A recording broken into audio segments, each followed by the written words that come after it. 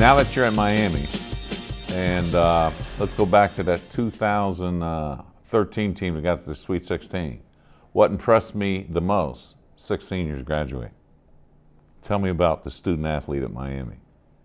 Well, we have a 100% graduation rate since I've arrived, and the great part is Miami's one of the top 50 academic institutions in the country. We've got tremendous academic support for our student athletes.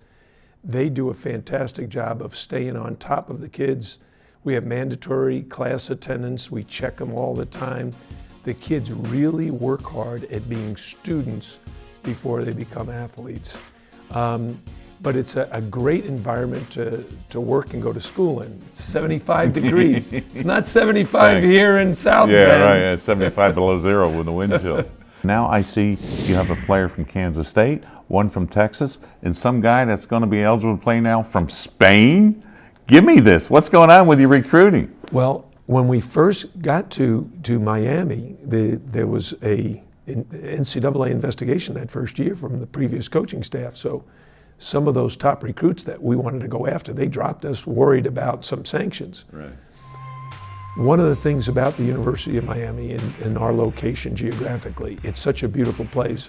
When a kid has been in college, like Angel Rodriguez or Sheldon McClellan, and they know what college basketball is all like, what it's all about, when they visit us, they absolutely love Miami. With all the years you've been in the game now, if there's one thing you'd like to see change for college basketball, what would it be? Well, there are a number of rules during the game I'd like to see changed. I can't stand the 5-second count, seeing the referees do this. We got a 35-second clock. What I'd like to see, let's reduce it to 30, get rid of the 5-second count.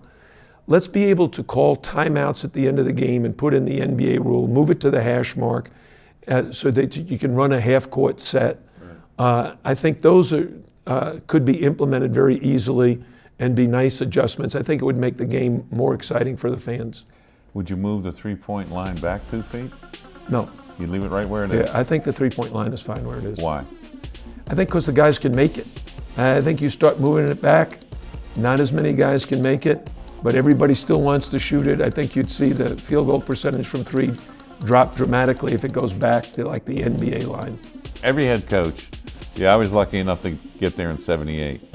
And I always wanted to get back, and I never did. And I know you want to get back, because once you go through it the first time and you taste it, the crowd, the excitement, the hotel, the fans, the distractions, it's not like a regular road trip during the season.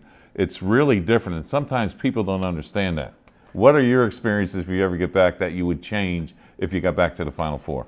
Well, the very first thing that happened when we arrived in Indianapolis for the Final Four is we went over to the shoot-around in the RCA Dome. Right. There were 40,000 people there to watch practice. Our players were like looking around like glassy-eyed. Unbelievable. Yeah. I thought our inexperience in playing in a dome hurt us. Good point. So we played Florida in the semifinals, and they had already played in the Atlanta Dome and a couple of other domes. Yeah. They had a little more experience. We now get to play at Syracuse, yes. So we get to play in the Carrier Dome. So our players will have a little bit of experience if we're fortunate enough ever to get back to the Final Four. Well, listen, you've done a great job in your career, and thanks for being on this show with us. And I wish you well, as this team of yours is going to surprise a lot of people come March. Thanks, Digger.